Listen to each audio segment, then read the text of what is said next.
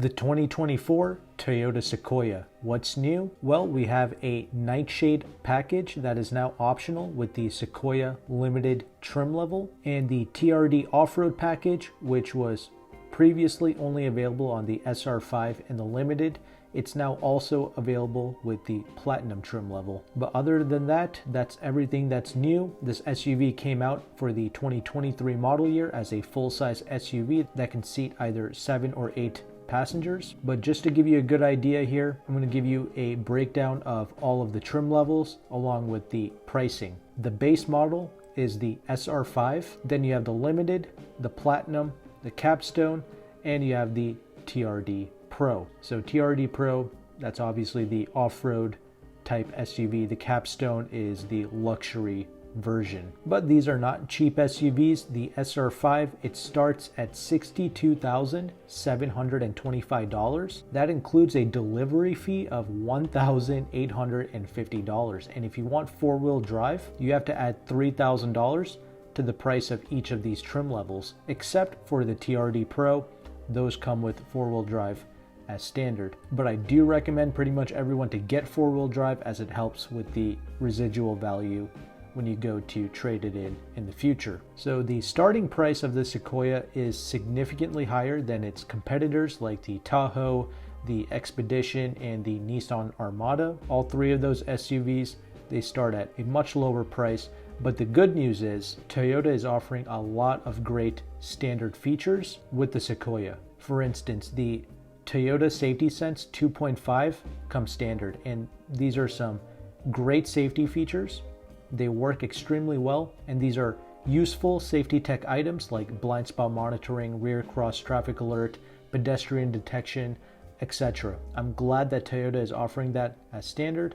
And not to mention, all of these Sequoias come with a proper power plant. It's the Hybrid Max, which is optional with the Toyota Tundra, but it comes standard here with the Sequoia. And this is a twin turbocharged 3.5-liter V6 made into a hybrid battery pack system that offers you a total output of 437 horsepower and 583 pounds-feet of torque. And this is made into a 10-speed automatic transmission. So this is significantly more torque than pretty much what all of the competitors have to offer. However, despite this being a hybrid, fuel economy is pretty terrible. The base rear-wheel drive models are rated to get 21 city, 24 highway. Getting the four-wheel drive drops the MPG to 19 city, 22 highway. I mean, that's pretty awful. Basically V8 levels of fuel economy. But here you have the added complexity of that hybrid battery pack system. So honestly, kind of a lease and dump car in my opinion, or just trade it in after a while. I do think these could have good resale value. I mean, hindsight is 2020, but the economy is pretty sketch moving forward. Car and Driver tested the Sequoia to get 0 to 60 in like 5.6 seconds, which is faster than the GMC Yukon Denali, and those come with a 6.2-liter V8, but it was a tad bit slower than the Expedition Timberline, which I have to say, the Ford Expedition with its EcoBoost twin turbo V6, that thing is pretty quick for what it is. But you're not buying this to drag race with. It's just nice to know that these SUVs come with a tower of torque. Towing is pretty good.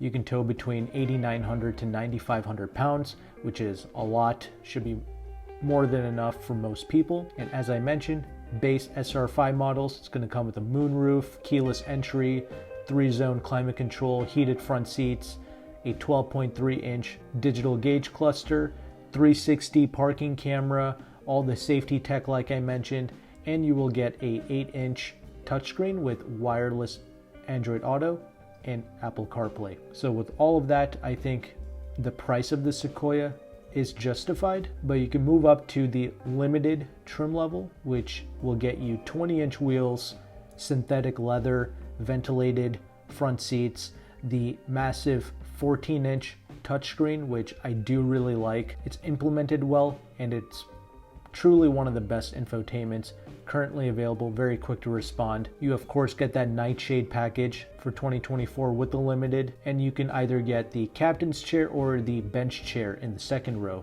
for the limited. Upgrading to the Platinum gets you a pano moonroof with real leather, heated and ventilated second row captain's chairs, and a 14-speaker JBL audio system.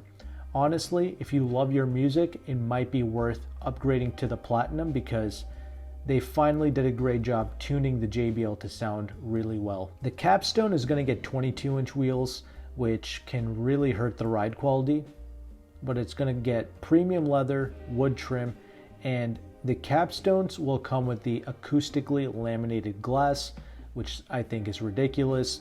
This SUV should just come standard with the acoustically laminated glass. I hate how they made that exclusive to the capstone, which is almost $80,000. If you can get an allocation, the TRD Pro is pretty amazing. That's the one I would personally like to go with. There is a broker on the Lease Hacker forum that deals with Toyotas. He's out in Pennsylvania, so you'll have to pick up the vehicle over there.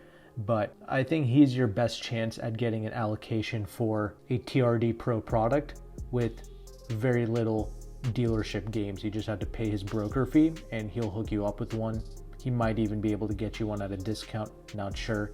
Haven't followed that guy in a long time. But the Lease Hacker forum is definitely worth looking into if your local dealership is playing games with you. But overall, the Sequoia is pretty cool. I like the way it looks. I hope they improve the solidity of the interior for the 2024 model year, because when I tested the Tundra in 22, I remember the interior feeling a bit chintzy. I'm assuming the Sequoia is going to be the same. Toyota and Lexus, they've just been cost cutting like crazy with their latest products, but nobody really cares. It's a Toyota. People will buy these things up regardless of its quality. The Tundra even had a massive recall of 168,000 units for a fire risk that involves a fuel tube that can rub up against a brake line and cause a fuel leak. So you have some fire risk there with the Tundra. There's no mention of the Sequoia here, but at the end of the day, it is a Toyota, so even if there is a fire risk, people just don't seem to care. They'll just pretend like they never even heard of that. It's remarkable how that works, how certain car companies, they can screw up and nobody bats an eyelid, but others, they can mess up.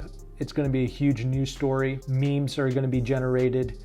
That double standard always fascinated me in the car world. But as cool as this Sequoia is, I think it's really only useful for a family that plans on using this to tow, because other than that, a lot of people have said that the third row in this is pretty snug. It's best suited for children. I think the new Lexus TX and the Grand Highlander Toyota is a better bet for most families. You're going to be getting better fuel economy, and the third row is able to compensate adults even in both the Grand Highlander and the Lexus TX. Plus, you should be getting way better real-world fuel economy with those two products over the Sequoia. So unless you just like the way the Sequoia looks, I think you're really better off looking into those other alternatives.